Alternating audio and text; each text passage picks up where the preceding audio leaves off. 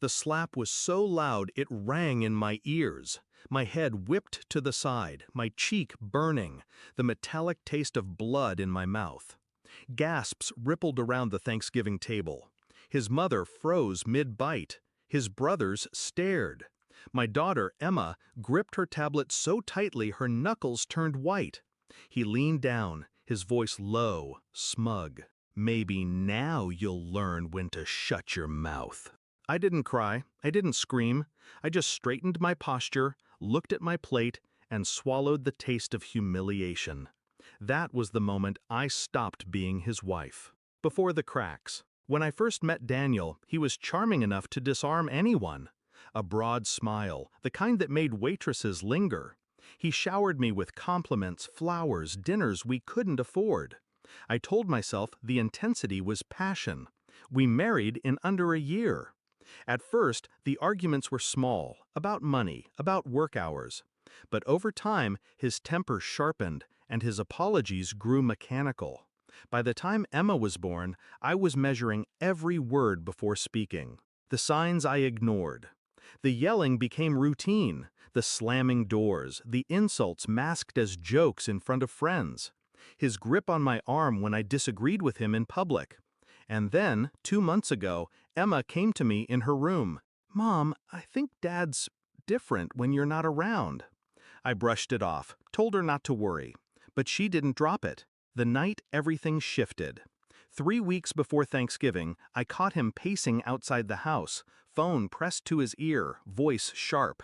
"Delete everything! I mean it! She can't see it!" When he came inside, he smiled too wide. I played along, but that night I checked the cloud account linked to his phone. Hidden in a private folder, buried behind passwords, I found videos, arguments, threats, and one clip, shaky, recorded from Emma's tablet, of him screaming at her, inches from her face. I stared at that clip for an hour. Then I put the tablet back in her drawer without saying a word. The plan. I didn't confront him, not yet. Instead, I quietly contacted a lawyer. The video was evidence, and in our state, abuse toward a child meant immediate custody review. I filed the paperwork in secret, naming the date I wanted it to be served, the Monday after Thanksgiving. But I wasn't just going to win in court. I wanted the truth to crack open in front of the people who enabled him. Thanksgiving Day. It was his idea to host. His family filled the dining room. The people who always told me, "He's just stressed," or "That's just how men are." He drank more than usual.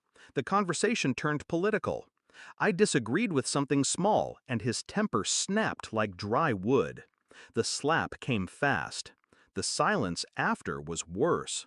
I saw his family looking at me, waiting to see if I'd make a scene, waiting to decide if I was the problem. I didn't move. I didn't speak. But Emma did. The 5 words. She stood up from her chair, walked around the table with her tablet in her hand. Her voice was small but steady.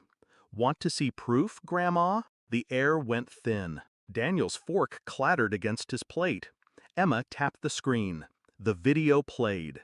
His face twisted in fury, his voice booming from the speakers. "You're just like your mother, useless!" The room was frozen. The only sound was him, on the recording, slamming his hand against the wall inches from her head. His mother's hand went to her mouth. One of his brothers swore under his breath. Daniel lunged toward Emma, but I stood between them.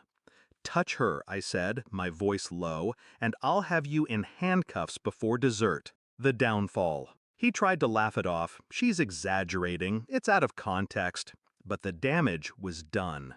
His family avoided his eyes. Emma handed me the tablet like it was evidence in a trial. I excused myself, took her upstairs, and locked the door. We stayed there until I heard his brothers leaving without saying goodbye. The aftermath. On Monday morning, the papers were served. Emergency custody granted, thanks to that video. He called, threatened, begged, promised. I didn't answer. My lawyer handled everything.